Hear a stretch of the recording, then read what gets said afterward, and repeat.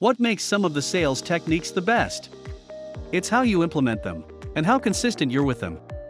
Here are some best sales techniques for your business that you can implement and be consistent with in 2022.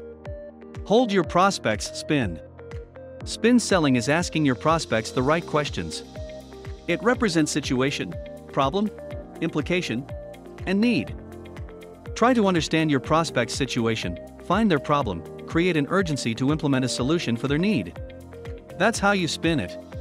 Try modern challenger sales technique. This technique stirs away from traditional building blocks of sales. It means you don't have to beat around the bush, trying to make a good first impression with your prospect and build a relationship. Your prospects are well informed, have tons of information at their disposal, and have too many options to choose from.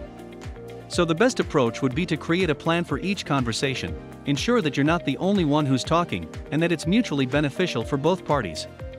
Implement the Sandler sales method. In this sales method, the buyer convinces the salesperson to sell. Sounds confusing?